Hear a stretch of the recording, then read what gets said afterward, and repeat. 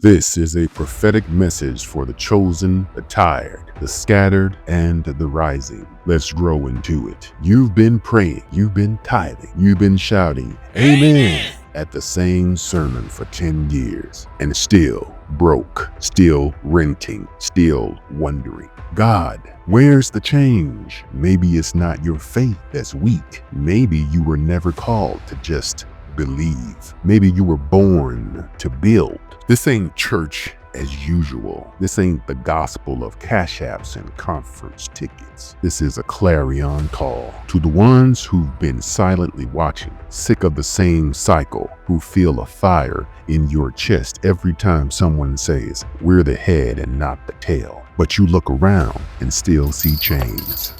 While some of these preachers fly private and flash Rolexes, their congregation is catching Uber just to get baptized. They preach about heaven, but won't build a single housing unit on earth. They're more concerned with keeping their 501c3 tax benefits and not upsetting the Catholic Church. Because let's be honest, modern Christianity was born from Catholicism, and the enemy ain't shutting these churches down because they helped write the lie. They selling hope, but you were called to build a nation. If that hits your spirit, then you just might be one of the few, one of the remnant, one of the tribe builders. Here are 3 signs you're not just a believer, you're a tribe builder, and it's time you start moving like one. Sign 1, you hear the call to gather and restore the land. You don't just feel called to preach, you feel called to gather, to organize, to regather the scattered bones of your people. You can't unsee the broken homes, the fatherless children, the vacant land that's been sitting in your family for decades. And something in you says, this is not how our story ends. Ezekiel 37:16-17 says, the 2 sticks of Yehuda and Ephraim shall become one in your hand.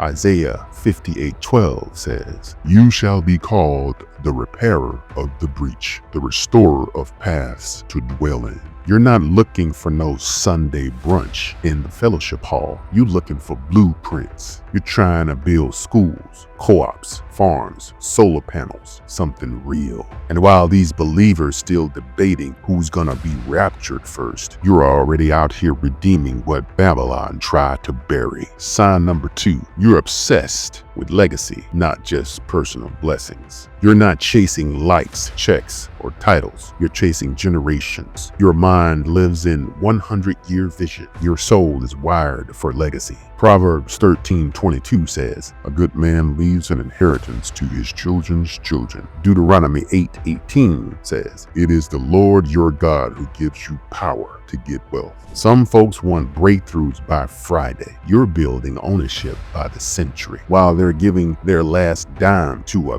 bishop with no building fund transparency, you're planting seeds in real soil on real land with real impact. They waiting on the next prophetic Zoom call. You're over here fixing the septic tank and clearing brambles because you know blessing with no legacy is just borrowed favor, and you weren't born to borrow. You were born to build. Sign 3, you confront the lies spiritually, politically, and historically. You can't stay silent anymore. You're tired of whitewashed faith, colonial Christianity, and spiritual gaslighting. Micah 3:11 says, her leaders judge for a bribe, her priests teach for a price, yet they lean on the Lord and say, is not the Lord among us? Matthew 15:24 says, I was sent only to the lost sheep of the house of Israel. They tried to teach you Yeshua, Jesus was white, America was blessed, and slavery was just a footnote.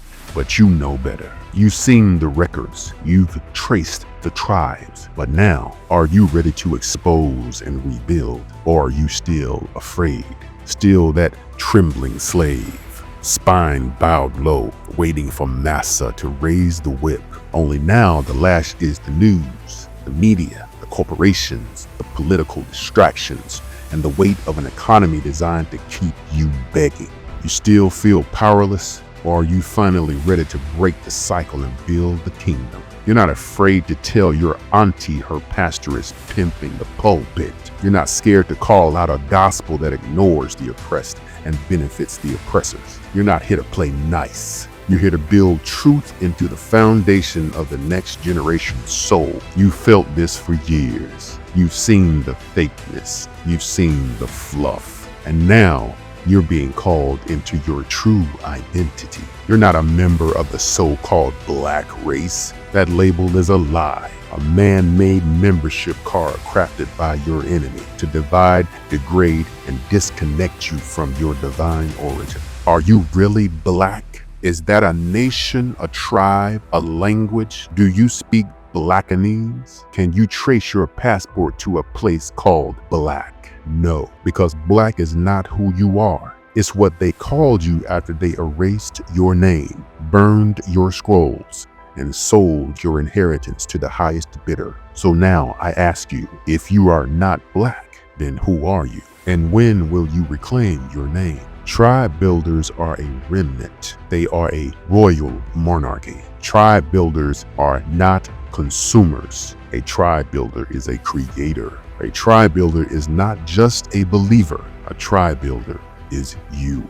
Isaiah 61:4 says, they will rebuild the ancient ruins and restore the places long devastated. So rise up, find your land, gather your family, and start building what they said you never could. Because true Israel ain't gonna build herself, and Babylon ain't gonna hand you the bricks. This is Role Players TV, where we don't just believe, we build. Comment, like, and subscribe.